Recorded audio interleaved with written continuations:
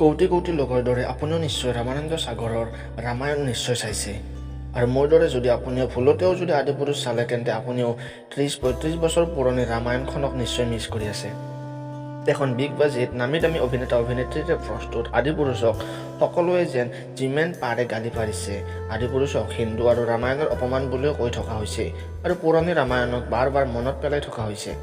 কিন্তু 1980 চনত ৰামানন্দ সাগৰৰ লগত না 500 কোটি টকা আছিল, না টপ অভিনেতা আছিল, না কম্পিউটাৰ VFX এনিমেশ্যন আছিল, কিন্তু ৰামানন্দ সাগৰৰ ওচৰ আস্থা আৰু জ্ঞান আছিল। আৰু তেখেতে বছৰ বছৰ ধৰি প্ৰচলিত হৈ থকা তুলসীদাসৰ ৰামায়ণৰ ৰূপায়ণ টিভি পৰ্দাৰ জৰিয়তে ৰাইজক দেখুৱাইছিল সম্পূৰ্ণ শ্ৰদ্ধাৰ সৈতে। ৰামানন্দ সাগৰে জানিছিল যে ৰামায়ণৰ লগত একো এক্সপেৰিমেণ্ট বা চৰিত্ৰৰ লগত খেল ধেমালি ৰাইজে সহ্য নকৰিব, আৰু যাৰ ফলত ৰামানন্দ সাগৰৰ ৰামায়ণত শান্তি আৰু আস্থা দেখিবলৈ পোৱা হৈছিল। কিন্তু আদিপুৰুষত নতুনত্ব আৰু এক্সপেৰিমেণ্ট কৰিব গৈ ৰাইজৰ ৰসত পৰিল আদিপুৰুষৰ নিৰ্মাতাসকল। আদিপুৰুষৰ প্ৰমোচনৰ প্ৰভাস আৰু ক্ৰিটিক কম আৰু শ্ৰীৰাম বেছি দেখা গৈছে। মানে ভগৱান ৰাম আৰু হনুমানৰ নামত চিনেমাখন বিক্ৰী কৰিবলৈ সম্পূৰ্ণ প্ৰচেষ্টা চলাই আছে। পিছে আপুনি আদিপুৰুষ চালেনে নাই, আৰু যদি চালে কেনে পালে, আৰু যদি চোৱা নাই তেন্তে চাবনে নাই সেয়া কমেণ্ট কৰি নিশ্চয় জনাব। ভিডিঅ'টো আছিল ইমানেই। ভিডিঅ'টো লাইক কৰি চেনেলটো ছাবস্ক্ৰাইব কৰি দিব।